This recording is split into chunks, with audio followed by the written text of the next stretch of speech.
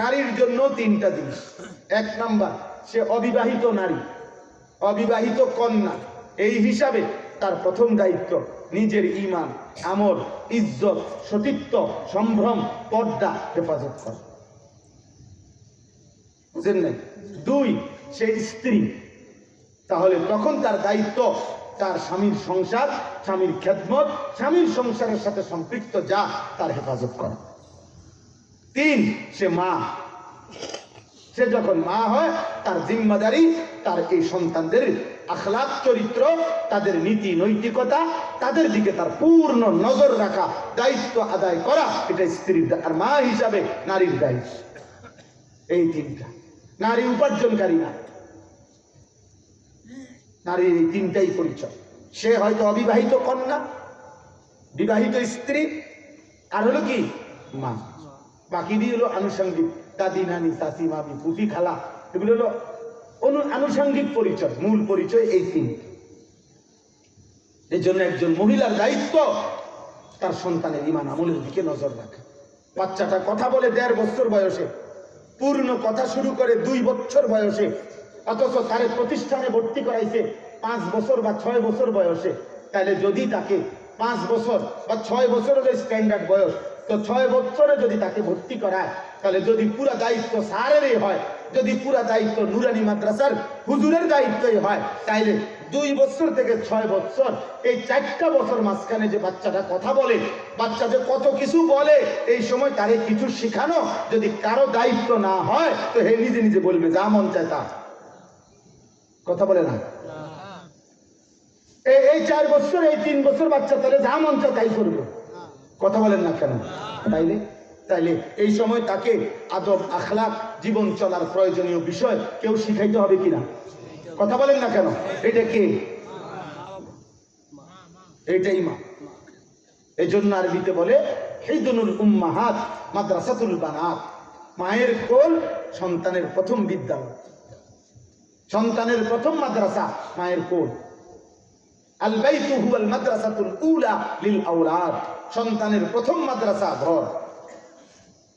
ঘর, এটা আমি ইচ্ছা করে বলছি, ওটা দেখছি যে লেখা আছে, মা বোনদের জন্য শুনবার ব্যবস্থা আছে। এখানে কোনায় দেখলাম লেখা, যেন যদি কোনো মা বোন শুনে থাকে অগরে বলল।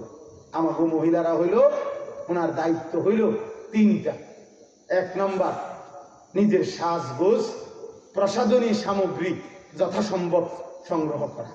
যত পারো পাউডার, সুনু, ফেয়ার এন্ড লাভলি, মেকআপ শুধু নিজে ডলে, নিজে ধুয়ে লাগাবে, নিজে 1 ঘন্টা লাগাইয়া সাজে, আবার 1 ঘন্টা লাগাইয়া মোছে। এই একটা মহান কাজে আছে। দ্বিতীয় কাজ হইল ঘরের ফার্নিচার, আসবাবপত্র, এগুলো আপনার সংগ্রহ করা। এই সংগ্রহ করা, এই জায়গাটা একটু শোকেসের শুধু এই কোনাটা খালি, এনে যদি 6টা গ্লাস রাখেন সুন্দর মিল লাগে। এই কারণে রাখবো, আমার কোনো গ্লাসে দুটির দরকার নেই, শুধু এই গ্যাপটা ফিল আপ করার জন্য 6টা চা কাপ নিচ্ছি। বুঝছেন না কথা? এই জন্য এখানে শুধু এই গ্যাপটা পুরাইছে, শুধু এই আর কিচ্ছু না। আলমারির গ্যাপ পুরা, ফার্নিচার, শুধু ফার্নিচার মিলায়। এই হলো দ্বিতীয় কাজ। আর তৃতীয় কাজ হইল বর্তমানে স্বামীর খেদমতের অংশ হিসাবে নারীদের মূল একটা কাজ হইল স্বামীকে টোটালি অবসর দিয়া ঘরে শোয়াইয়া রাইখা একটা বদনা লোড়া 1 কেজি ফাঙ্গাস মাছ 30-10 টাকার দৈন্য ফাতার জন্য উনি নিজে বাজারে মার্কেটে যায়। আমার স্বামী, আমার শ্রদ্ধেয় আমার স্বামীর শরীরে একটা রোদ লাগুক, 1 বিন্দু বাতাস লাগুক, বৃষ্টির ফোঁটা পড়ুক, আমি স্ত্রী বাইচা থাকতে স্বামীর এত বড় ক্ষতি কেমন করবে? এই জন্য আপনি স্বামী শুয়ে থাকেন, ঘরে থাকেন, বদনাও আমি চয়েস করবো, লোডাও আমি চয়েস করবো, বালতিও আমি চয়েস করবো। আপনি হলেন এটিএম বুথের, শুধু আপনি যেন টেহারা দিবেন আর বাহিরা আবড়ি করেন। এই হলো এটিএম বুথ। জামাই হলো কি, যেটা টিপ দিলে শুধু টেহা বাইরা। নাই তো বলেন মাছ দোকানের সামনে মহিলা দাঁড়ায় থাকে, দৈন্য ভাতে কাঁচা মরিচ। কিন্তু একটা সময় ছিল মা, চাচিরা, বোনেরা কোনো কারণে স্বামীর বাড়ি, বাপের বাড়ি কোথাও গেলে তো রাস্তার এক পাশে পুরুষ দেখলে দাঁড়িয়ে থাকতো। আর আফসোসের বিষয় হলো বাজারে মার্কেটে চলতে ফিরতে এমন বহু জায়গায় জীবনে এমন হয় যে এখন অন্য মানুষরা বলে মহিলারা আগে যাইতে দেন, আপনি সাইডে দাঁড়ান। মানে পুরুষ নিজের সম্ভ্রম বাঁচাইবার জন্য পুরুষ মানুষ এক সাইডে দাঁড়ায় থাকতে হয়, মহিলা এই পরিমাণ হাঁটে।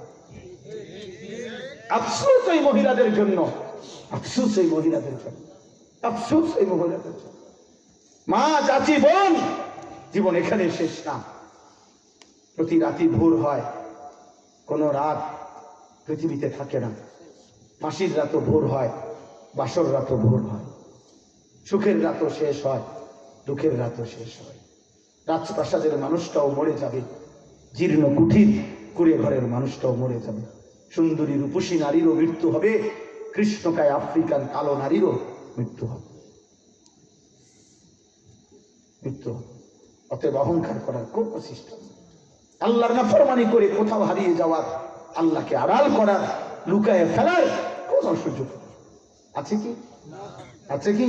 পুরুষ কিংবা নারী, জওয়ান কিংবা বুড়ো, আমি কিংবা আপনি, হুজুর কিংবা পাবলিক, কারো জন্য সক্ষমতা আছে? তাইলে কেন নাফরমানি করছে? আমার কিশোর ভাই নওজোয়ান,